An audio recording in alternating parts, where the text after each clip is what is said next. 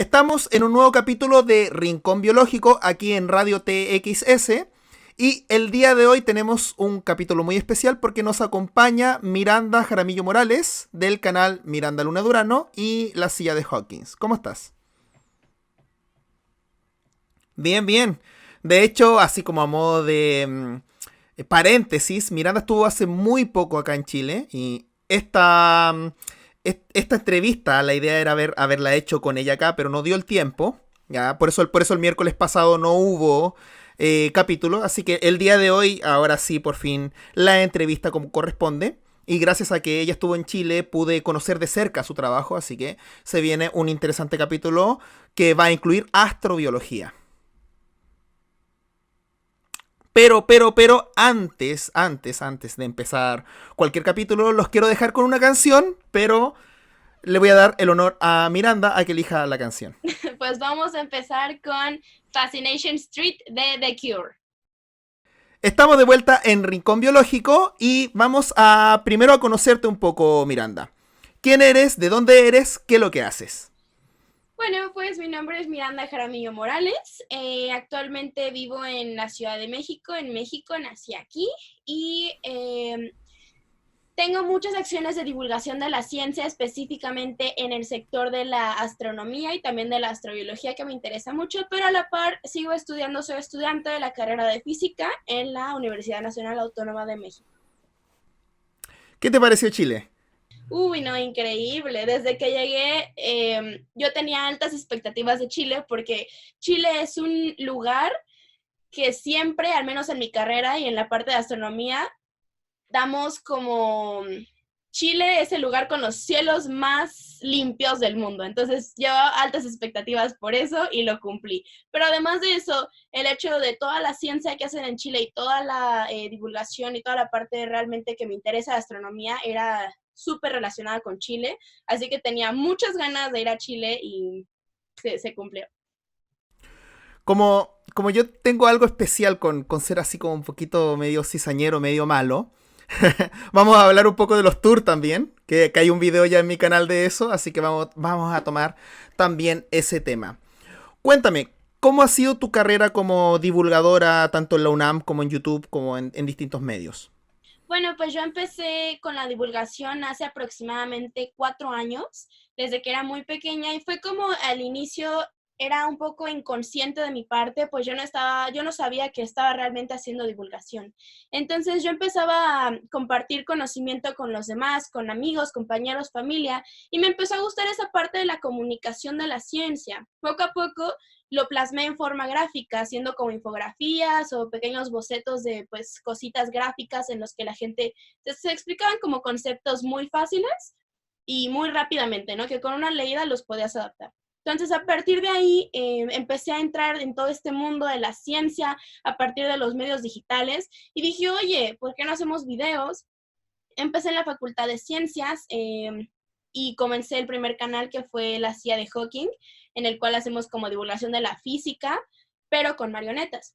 Entonces ahí empecé a tener más experiencia en la parte de YouTube, lo cual hasta ahora pues me llevó a comenzar mi nuevo canal. Tengo entendido que has hecho stand-up comedy, ¿o no? ¿Cómo ha sido esa experiencia de mezclar el humor con la ciencia? Uy, es increíble porque te encuentras con un público muy diverso en el stand-up. Te encuentras esas personas super nerds, como yo, que en vez de ir a fiestear en un viernes por la tarde, se van a un show de comedia científica. Y es como, sí te das cuenta que eres nerd, ¿verdad? Entonces, entonces, te encuentras ese tipo de gente nerd, pero también te encuentras gente totalmente ajena a la ciencia que dice, a ver, vamos a ver. Y es como, realmente creo que el stand-up comedy no es divulgación al full, sino es como una pequeña probadita a la divulgación de una forma cómica y que se puede masticar muy fácil para que después ellos tengan esa curiosidad por adentrarse, por ejemplo, más en algunas temáticas que se ven en el stand-up. Uf, pregunta incómoda que hay que hacerla. ¿Qué es lo que es para ti la divulgación? Oh, pregunta incómoda, pregunta incómoda. Fíjate que están como esas dos partes, la parte de divulgación y la parte de comunicación, que son muy distintas entre sí, porque incluso la parte de divulgación, me gusta más a mí personalmente manejarlo como comunicación de la ciencia, porque el ciclo de la comunicación es un ciclo en el que digamos que aquí está la sociedad y aquí está la parte científica. Entonces hay una retribución de la sociedad a la ciencia y de la ciencia a la sociedad. Es un ciclo. Sin embargo, en la parte de la divulgación se ve regularmente como una vía de la ciencia a la sociedad. Entonces, me gusta mucho tomar el concepto más de la comunicación de la ciencia más que la divulgación, porque justamente la palabra divulgación viene de vulgo, que se le llama Claro. a la población, a la sociedad. Entonces, como darle a conocer al vulgo, ¿no? Entonces, me hace a veces un poco también incómodo tratarlo como divulgación así certera. Podríamos decir que divulgación ha sido una palabra que se ha ido transformando con el tiempo hacia la comunicación, como las quesadillas sin queso. No, las quesadillas sin queso ni te metas, porque es un tema totalmente distinto.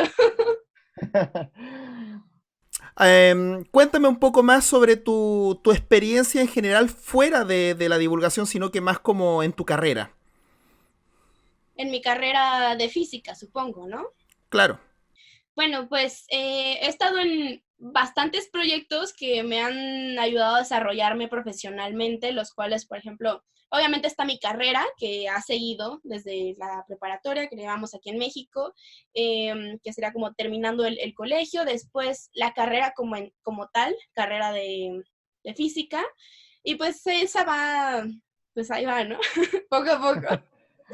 Pero ¿Ya? siempre me ha gustado mantenerme activa. Entonces, a partir de mi carrera, he realizado otros proyectos de investigación. Por ejemplo, estuve trabajando en el Centro de Ciencias de la Atmósfera, en la UNAM, haciendo como algunos proyectitos de divulgación, perdón, de divulgación también, pero principalmente de investigación con algunas bacterias y como parte de la atmósfera, porque pues también me gusta mucho la biología. Eh, también también estuve trabajando en un seminario especial de astrobiología en el que como que recreábamos todos los experimentos biológicos que se habían hecho en Marte para recrearlos y ver cuáles eran los fallos, ¿no? Entonces, todo eso me ha llevado como a acercarme también a la parte de investigación que me encanta y es súper importante que haya un equilibrio entre la investigación y la divulgación, ¿no? Porque si toda aguacate. Si toda esta investigación no se divulga de la mejor forma, los demás, ¿cómo van a saber qué es lo que se está haciendo en la ciencia? Entonces, siempre es importante mantener un equilibrio entre los investigadores y los divulgadores. Por eso es que me gusta mantener ambas siempre en el contexto de, pues, de mi experiencia. Y también he estado en diferentes proyectos de emprendimiento relacionados con la educación hacia los más jóvenes y específicamente en la brecha de género que está al full ahorita, al menos en México y también en el mundo, pero sí es importante atacar la brecha de género, al menos en la ciencia. Interesante y muy talentosa por todo lo que haces. Y atacaste dos puntos que quiero desarrollar. Primero dijiste que te gusta la biología. Yo conocí a Miranda directamente acá en Chile y me consta que su nivel de biología es bastante alto, y cosa que no se ve en un físico, porque cuando he hablado, por ejemplo, con... Me dice que no. Porque, por ejemplo, cuando he hablado con Crespo o con Javier, etcétera, etcétera, como que escuchan mitocondria y se alejan así, escuchan Golgi y se alejan. Como que le tienen miedo a salirse de la zona de confort que es la física. Y en mi caso es lo mismo. Yo escucho, no sé, Quartz Encanto, Quartz arriba y no, yo... Arriba y Encanto es otra cosa para mí, no son partículas. Pero como que tiende a pasar esto, pero Miranda logra mezclar muy bien lo que es la biología y la astronomía específicamente. Así que vamos a estar hablando también un poco de astrobiología. Pero antes de eso, antes de pasar a eso, quiero pasar al Coliseo Romano. Con respecto a lo de que la divulgación se debe hacer bien y con respecto a los tours. Como ya dije, hay un video de eso en mi canal. Así que pueden ir a verlo. Pero quiero que me cuentes cómo fue tu experiencia en San Pedro, pero desde el punto de vista de tours científicos. Pues, como te digo que realmente Fue una experiencia muy enriquecedora por la parte de que yo me enriquecí a mí misma al ver todas las cosas, ¿no? O sea, realmente esa oportunidad de ver tanto astrobiológicamente, geológicamente, todo eso, todos sus ecosistemas que tienen en Chile es increíble, invaluable. Pero la parte de los tours, sí es que sí me afectó bastante, porque justamente como sucede en el video, como pueden ver en el video en el canal de Wikiseba, nos encontramos con una realidad muy cruda en el que las personas de los tours pues realmente no estaban manejando información correcta, ¿no? Y en alguno de los comentarios de este mismo video, pues estuvimos viendo como ciertos comentarios de que no, es que primero se tiene que hablar de respeto y ustedes no están respetando, ¿no? Pero pues no fue así, realmente lo que sucedió fue que ellos no estaban dando buena información y nosotros tratamos de decirles que tienen que manejar bien la información porque son extranjeros o personas que no conocen el lugar y por ellos ser los guías de turistas, pues les van a creer absolutamente todo. Entonces, si no saben sobre un tema, es mejor que no lo digan en vez de andar especulando y diciendo que cierto animal vivió aquí o que son ciertas piedras, como lo llamaban, en vez de rocas, dando información que no es fidedigna al full. Eh, Se puede omitir y se puede ver de otras maneras sin que se metan como en estos temas que unas personas los podrían ver más difíciles, no son difíciles, pero simplemente yo les recomendaría que si no saben sobre un tema, no le traten de meter a fuerza una explicación que no la manejan al mil. Claro. Bueno, de hecho yo también me fijé exactamente en el mismo comentario. Todos los seres humanos nos equivocamos, todos. El tema está que uno debe aprender también a admitir que se equivoca, corregirse y aprender. Pero incluso nos topamos con personas bastante agresivas que fue al revés, nos agredieron a nosotros verbalmente, explícitamente, por tratar de proteger un ecosistema, básicamente. O sea, a veces, en ciertas ocasiones, hay desinformación y desinformación. Pero la que hace daño a un ecosistema es de las malas. Porque no es solamente desinformar a las personas y que se queden con una idea errada, sino que estás matando un ecosistema directamente, del cual ellos mismos dependen. Ahora, experiencia personal, tampoco discrimino a las personas que hacen tour porque yo trabajé de eso también. Yo fui educadora ambiental en un centro de rescate. Y Miranda también, ella constantemente le divulga a las personas en la UNAM. Entonces, quería justamente tomar ese tema porque yo, siendo de este país, no estaba consciente que pasaba eso acá. Sí sé que se aprecia poquito la ciencia en Chile, a pesar de que tenemos mucha, pero no pensé que a un nivel así con el objetivo de sacar dinero pasara eso. Entonces, Miranda, como extranjera aquí en Chile, se topó con esa realidad de golpe y yo creo que te afectó bastante, ¿no? Sí, me afectó bastante, pero estoy súper segura de que, al menos, por ejemplo, en México sucede exactamente lo mismo. Estoy muy, muy segura que si voy a tomar un tour a, por ejemplo, a las pirámides de Tenochtitlán, me voy a encontrar con exactamente lo mismo. Entonces, la diferencia es de que yo casi no tomo tours. Entonces, es por eso que me topé con esta pared, así como de, ¿qué onda que está sucediendo aquí? Por eso, ¿no?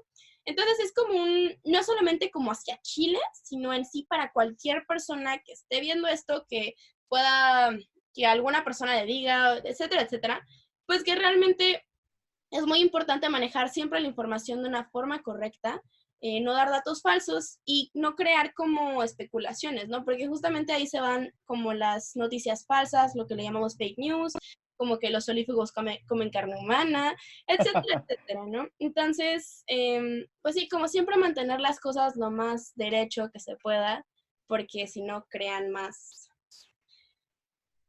confusiones en general. Claro. ¿Qué opinas del fenómeno? Esto ya es un hecho que tengo que mencionarlo, lo siento. ¿Qué opinas del fenómeno terraplanista en YouTube? ¿En serio? Es que tomaste el tema de la desinformación, hay que mencionar este fenómeno, porque es un fenómeno real, de hecho, y aunque no lo crean, hay estudios sociológicos en la actualidad que muestran que el terraplanismo se propaga por YouTube, específicamente. Así que hay que analizarlo. De hecho, es irónico que ellos no creyendo en ciencia, la ciencia los analice, pero ¿qué opinas de este fenómeno? De hecho, me gustaría mencionar algo antes, que por ¿Mm? ejemplo, sobre este tipo de desinformación que a mí me afecta bastante, porque pues yo trato de divulgar las ciencias espaciales. Entonces el terraplanismo entra directamente en mi tema y es como, en serio.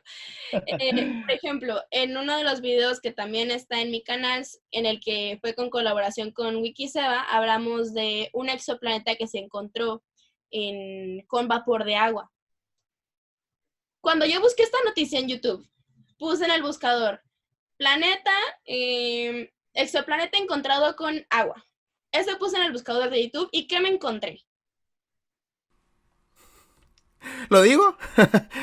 Un canal que varios lo conocen, no sé, no quiero mencionarlo entero, pero termino con la palabra misterio. No es el que están pensando, es otro con un nombre similar. No sé por qué todos los canales con el nombre misterio se les hace todo misterioso. Y efectivamente decía agua líquida. Y además que no solamente agua líquida, sino era un video sensacionalista, amarillista, que trataba de, pues básicamente hablaba de muchas, hoy no sé, hablaba de muchas cosas muy, muy, muy raras que no sucedían, que era totalmente pseudociencia. Y eso me afectó mucho porque yo quería hacer un video justamente de eso. Y el único video que me encontré fue eso. Entonces, es sorprendente cómo la desinformación se hace popular en YouTube, al menos. A mí me sorprende que si uno busca la palabra alienígenas o planeta X, por ejemplo, Nibiru, todas esas cosas, se encuentra con videos súper, súper, súper falsos que muchas veces el público en general no se toma la molestia de buscar un poquito más o de preguntarle a un experto.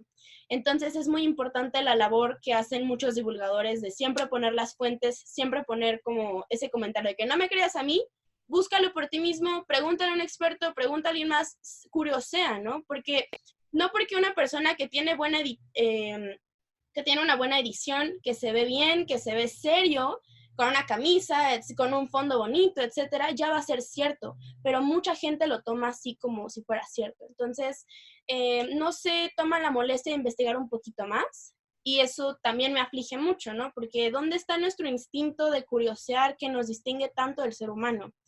Creo que a medida de esta era digital, nos ha bombardeado con tanta información que muchas veces esa curiosidad se ve aplastada.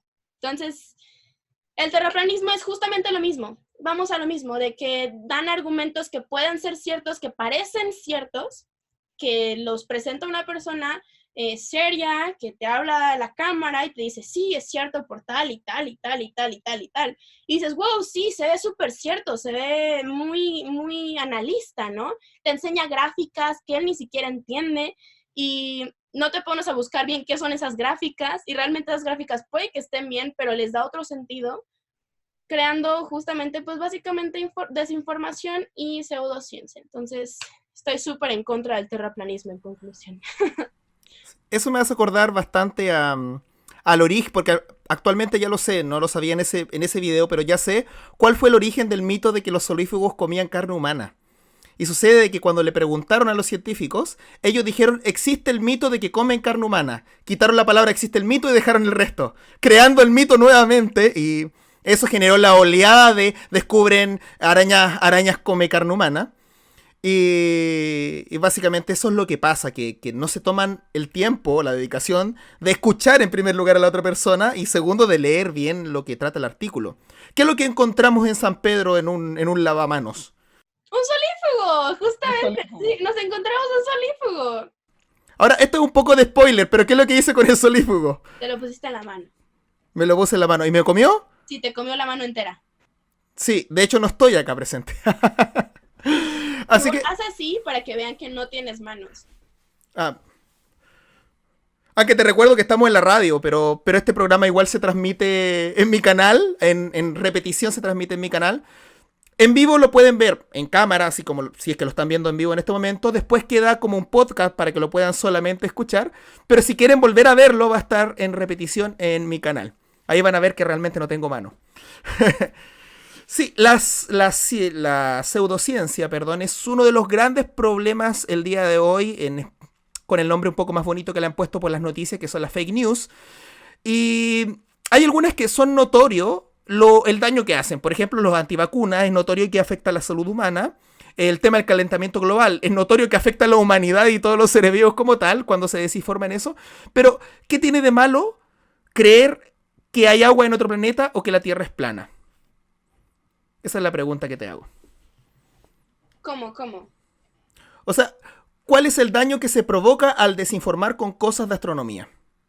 ¿Cuál es el daño? Uf, ¿Mm? es muchísimo. O sea, puede no parecer tan directo. Por ejemplo, la desinformación que se creó con las vacunas sí fue algo muy directo, ¿no? Por ejemplo, ya vemos las consecuencias. O con el cambio climático es lo mismo. Actualmente, por ejemplo, con la astronomía, como que siempre la astronomía no se ve de una forma muy directa, justamente porque el observar qué será una cierta galaxia no te da como unos resultados en el momento. Sin embargo, sí va creando poco a poco muchas especulaciones. Tanto ha sido la desinformación que hay personas que dejaron muchas cosas, dejaron muchas partes de su vida para decir que estamos en una Matrix, que la realidad no existe, que somos como estamos en una cápsula y que hacen excursiones al fin de la Tierra, ¿no? Ese tipo de cosas obstaculizan el crecimiento de la ciencia. ¿Por qué? Porque en general la sociedad y la ciencia son de la misma parte. O sea, a veces se separa, pero realmente la ciencia es parte de la sociedad y la sociedad es parte de la ciencia. Por lo que es un error siempre tratar de separarlas o siempre tratar de hacer menos a una que a la otra. Entonces, ¿a qué es lo que voy? Ya me enmarañé un poco, pero ¿a qué es lo que voy? A que si la sociedad... Ok, voy a poner un ejemplo más fácil. Veamos. Durante el programa Apolo, justamente antes de que fuera el Apolo 11, estaba Estados Unidos y la Unión Soviética en medio de la Guerra Fría, los cuales Estados Unidos y Rusia querían llegar a la Luna para demostrar su poderío. ¿Qué sucedía en la sociedad de Estados Unidos? La sociedad estaba harta, no quería que se utilizara todos sus impuestos, todo lo que ellos pagaban de impuestos, para un programa que no iba a servir de absolutamente nada según ellos. Estaba totalmente en contra de que se invirtiera esos millones de dólares en el programa Apolo. Habían muchas huelgas en ese momento, tanto de todos tipos de sectores, ¿no? Eso, bueno, a pesar de que a Estados Unidos como que no le importó mucho y siguió con el programa, nos permitió muchísimos avances.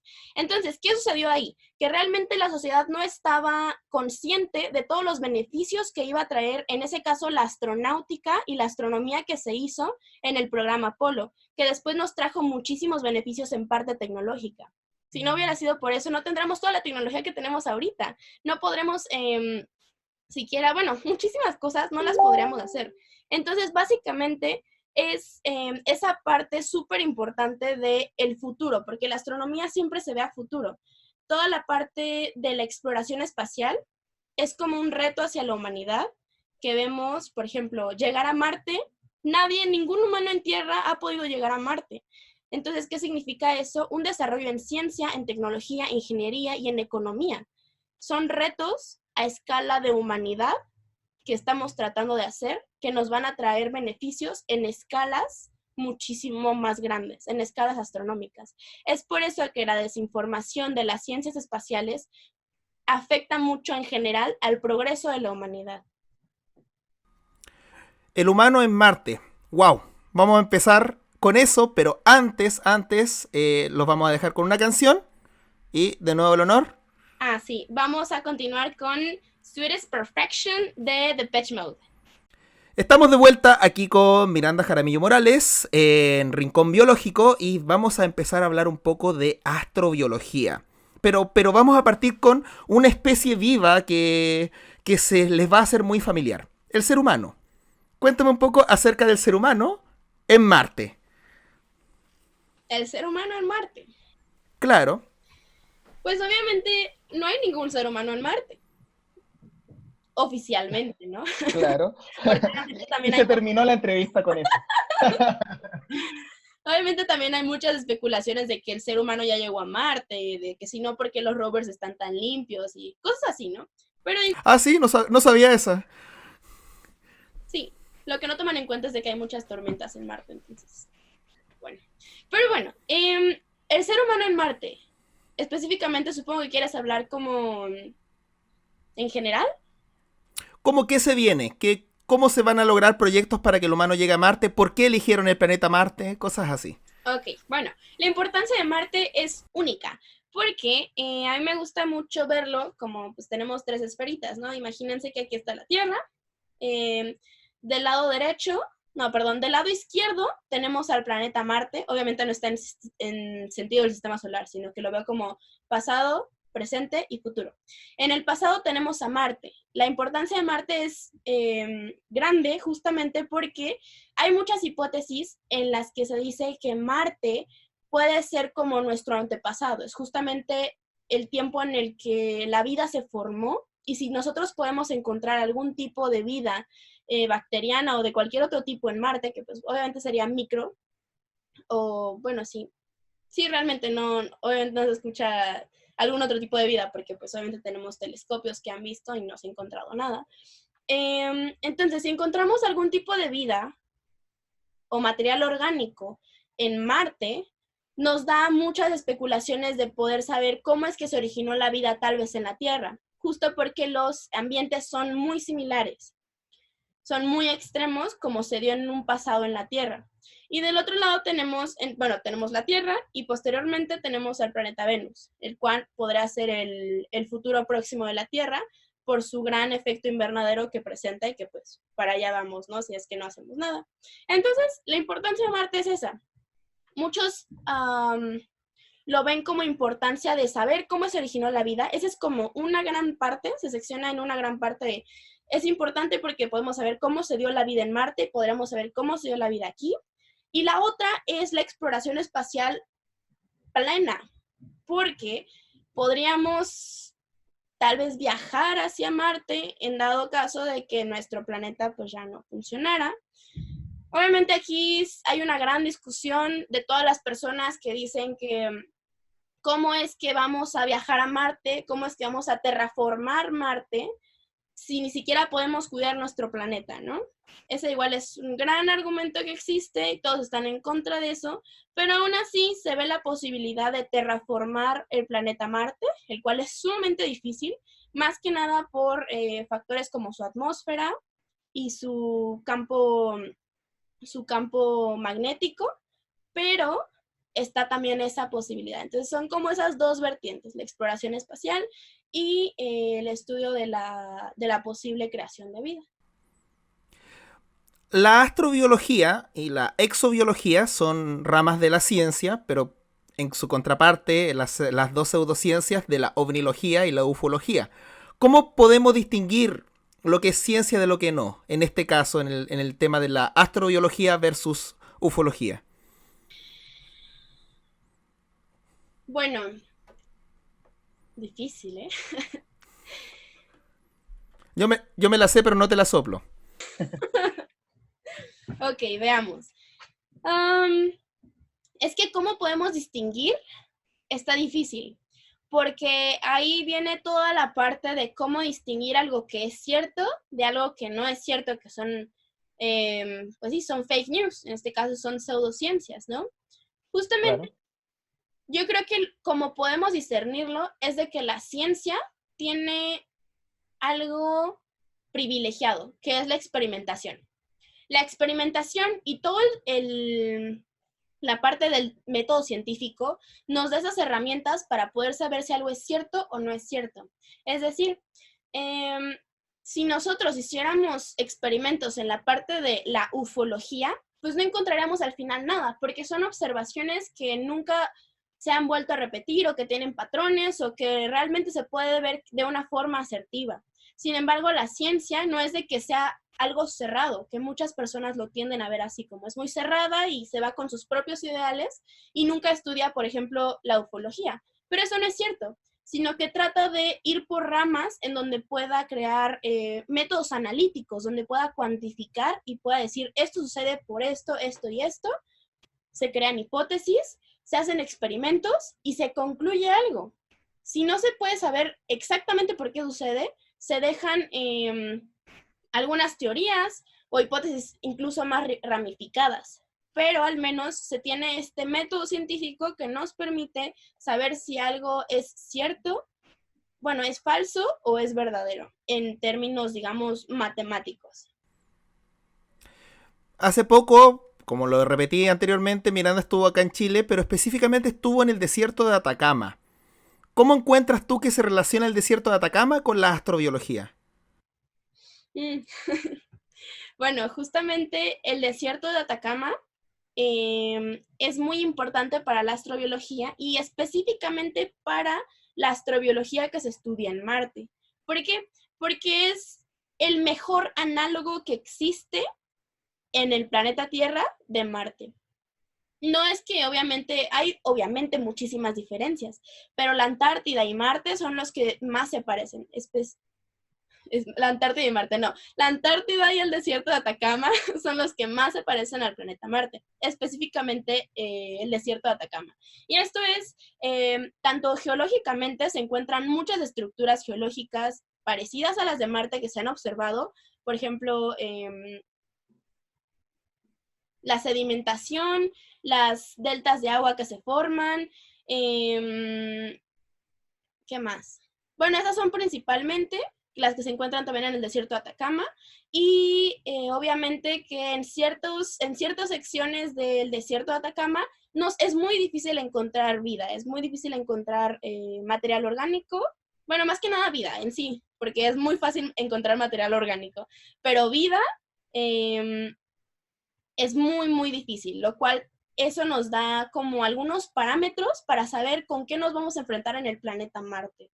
Por ejemplo, muchos rovers han ido a sacar muestras del mismo desierto de Atacama para saber, como para poner una línea máxima de cuál sería la máxima cantidad que pueden encontrar ahí y que sea como una escala. Una escala. Tenemos desierto de Atacama máximo y lo que se podría esperar en el planeta Marte. Esas son algunas cosas de por qué es tan importante este desierto en particular. Yo, antes de ser locutor acá en TXS, me habían invitado también a hacer una entrevista. Estaba en el lugar donde está Miranda en este momento. Y me trataban de sacar mucha información exclusiva. Así que quiero hacer lo mismo. Quiero spoilers sobre por qué están mencionando los rovers. Oh, vaya, información, es demasiada información exclusiva, pero bueno, Por menciono, encimita, por encimita. ok, menciono a los rovers porque, bueno, en primer lugar yo soy fanática de los rovers y también vienen muchos rovers que van a estudiar específicamente Marte, porque se encontraron cosas muy interesantes en la superficie de Marte. Entonces, ahorita como ya sabemos, está el rover 2020, que va a ir en el 2020 para Marte, pero también hay otros proyectos que se están haciendo en estos momentos que la NASA específicamente, también en colaboración con otras agencias espaciales del mundo, está realizando. Y una de ellas es el proyecto ARES, en el cual pues justamente Wikiseba y yo tuvimos el honor pues de visitar en el desierto de Atacama, que justamente están haciendo pruebas para ver estas métricas de qué van a encontrar, qué se pretende encontrar en Marte. Entonces, es primicia para todos ustedes que se vienen muchos videos de cuál es el trabajo de que este rover va a hacer, qué va a estar buscando y pues básicamente cómo funciona. De hecho, yo creo que ese es uno de los mayores spoilers. Y de por sí el spoiler de que como Miranda estuvo acá y hubieron eventos específicos en esa fecha, se vienen videos buenísimos tanto para el canal Miranda Luna Durano como para el canal Wikiseba. Eh, También, bueno, esto ya es público porque está en Instagram. El tema de Alma. Alma tiene relación con la astrobiología. No sé si nos puedes comentar algo al respecto. ¿Cuál es la labor de Alma en la astrobiología? ¿O qué es lo que es Alma primero? Bueno, ALMA es un telescopio, el radiotelescopio más grande del mundo. Se compone de muchísimas antenas que están sobre la cordillera de los Andes, que básicamente son antenas y bueno, se le llama como interferómetro, el cual cada antena interfiere con otra para fungir como si fuera un mega telescopio. justamente porque la ingeniería de hacer telescopios sumamente grandes es muy ineficiente. Por ejemplo, el James Webb Telescope, el cual se está armando y se supone que iba a estar listo, pero al final no estuvo listo, etcétera, etcétera. Se supone que este telescopio pues tiene dimensiones enormes, ¿no? Y se va a mandar al espacio, pero hacer telescopios cada vez más grandes es más difícil, justamente porque estamos en un pedazo de tierra limitado, que es la Tierra, básicamente, valga la redundancia. Entonces, nos encontramos con esta problemática. Es por ello que se implementaron los radiotelescopios, los cuales buscan, a través de la interferometría, a través de estas señales, crear como si fuera un telescopio muy grande, pero a partir de este conjunto de antenas. Entonces, pues básicamente eso es lo que hace, y gracias a eso se han podido encontrar muchísimos resultados de la astronomía y de la astrofísica directa, de muchísimos objetos estelares que podemos ver en nuestro universo visible. Pregunta seria. ¿Pueden los marcianos bailar cumbia? No, esa no era la pregunta seria. Pregunta seria de verdad. ¿Cómo toda esta experiencia podría a futuro ayudar a tu canal? ¿Cómo proyectas tu canal en sí? O tus canales en realidad. Eso no me lo esperaba. Pensé que ibas a decir como el futuro de la humanidad o algo así. Acá pura primicia, pura primicia. Muy bien. Pues la verdad es que con mi canal, el cual apenas viene en crecimiento porque le había dedicado mi tiempo anterior a otros proyectos de divulgación y de difusión de la divulgación, difusión y comunicación de la ciencia, por supuesto. En este caso, veo que la parte de divulgación de estos proyectos que son muy importantes, tanto para la parte de astrofísica directa como la parte de astrobiología, van a crear como un poquito más de cercanía entre la sociedad y la ciencia. Espero, ese es uno de mis objetivos, y me gustaría ser en esta parte como un referente de este acercamiento entre estas dos partes, de que son de la misma cultura, de nuestra misma humanidad, que se vayan acercando y que creen pues buenos resultados para todos. Quiero hablar un poquito de la silla de Hawking ahora. Sucede de que acá en Chile existieron varios programas de títeres. Uno de esos fue Pipiripao, y yo creo que como mexicana te va a sonar bastante, 31 minutos. Y marcaron toda una era en lo que es la infancia de los niños chilenos que ahora somos millennials. Pero la pregunta es, ¿cómo es que se les ocurrió hacer un show de ciencia en YouTube con títeres? Bueno, todo inició, bueno, sí, justamente la silla de Hawking es un canal de YouTube que hace divulgación de la física con títeres, como ya lo mencionaste. Entonces, todo inició porque Coban y yo, que es actualmente mi mejor amigo, entramos a una clase de divulgación de la mecánica cuántica, un poco raro el nombre, en la Facultad de Ciencias. A los dos siempre nos ha gustado mucho la parte audiovisual. Entonces, al final de la materia tenemos que hacer un proyecto final, el cual era hacer un producto de divulgación científica. Tanto él como yo queríamos hacer una obra de teatro de divulgación científica, pero era mucho esfuerzo y era muy complicado encontrar tantas personas para todos los papeles, básicamente. Entonces dijimos, oye, ¿y por qué no? Si hacemos la obra de teatro, pero mejor la grabamos. Y eso de alguna forma evolucionó en qué flojera hacer los vestidos, qué flojera hacer todo lo que vemos. ¿Por qué no mejor hacemos títeres en vez de hacer otra cosa? Hacemos títeres con los personajes, lo grabamos y posteriormente surgió la idea de subirlo a YouTube, ¿no? Para ver cuál era el resultado con eso. Y a las personas les gustó mucho. Se llegaron a encariñar mucho con los personajes principales que son Max Planck y Einstein. Entonces, pues eso nos trajo muchísimo gusto, ¿no? Porque a pesar de que en un inicio queríamos que fuera como más hacia los jóvenes, a los niños, terminó siendo para otro tipo de público que también nos gustó muchísimo, que sería como adolescentes y adultos jóvenes. ¿Y cómo nace Miranda Luna Durano? Que por lo que entiendo nace mucho después de La Silla de Hawking. Sí, claro. Miranda Luna Durano nace por esa necesidad mía de básicamente querer divulgar un poco más la ciencia en tema espacial.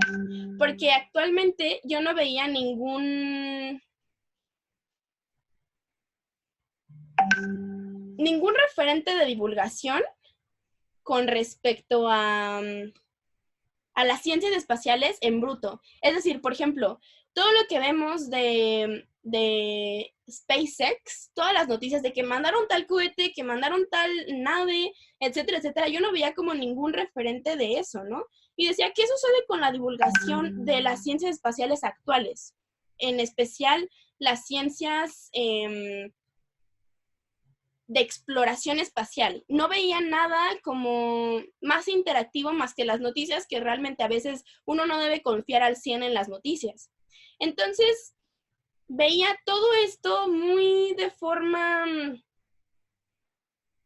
muy bebé y dije, pues es que me gustaría invertirle a la parte de la astronomía que no se ve. La astronomía como de datos curiosos que además de decir por qué el planeta Saturno tiene anillos. O sea, esas cosas como no adentrarse mucho en ellas y ver temas como la astrobiología, que me interesa mucho, por ejemplo, y que puede aportar muchísimo a nuestra sociedad. Ver temas como exploración espacial o, por ejemplo, cuál es la importancia de Marte, qué pasa si te metes dentro de un gigante de gas, por ejemplo, cosas que realmente sean como el motor para que la gente busque cosas, busque más de ciencia. O sea, siento que a mí desde pequeña me dio mucho impacto el espacio.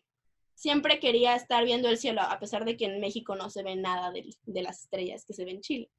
Pero siempre quise acercarme a la ciencia, acercarme al espacio, porque era muy bonito ver imágenes de nebulosas del Hubble. Entonces, creo que el espacio es algo que puede acercar a las personas de una forma muy fácil hacia la ciencia. Porque no buscamos que todos sean científicos, sino que tengan este acercamiento hacia la ciencia. Y creo que el espacio es ideal para eso. Es por eso que decidí empezar este proyecto de divulgación o comunicación de la ciencia, especializado en las ciencias espaciales, en el espacio, para crear ese motor, esa chispa que va a desatar su curiosidad. ¿Cómo te pueden seguir las personas? ¿Cómo te pueden encontrar? Me pueden encontrar como Miranda Luna de Urano o Miranda Luna Urano, @Miranda Luna Urano en todas las redes sociales, excepto Tumblr. Sí. Ahí subo diferente tipo de contenido. Casi siempre es divulgación de la ciencia, o ya sea ciencia en general o del espacio, porque sí me gusta mucho la ciencia. En la parte de los stand-ups, pues igual estar atentos en mis redes sociales porque no tengo como una red social específica para el stand-up, sino que de repente sale un show y ya. Y básicamente, sí, serían todas las redes sociales Miranda Luna Durano. Agradecerte 1.000.000 por acompañarnos aquí en Radio TXS el día de hoy y no se olviden de que todos los miércoles en txsradio.com se está transmitiendo a las 2 de la tarde, los días miércoles, Rincón Biológico con Wikiseba y a partir de ahora con invitados. Y los quiero dejar con la canción The Last Resort de Papa Roach.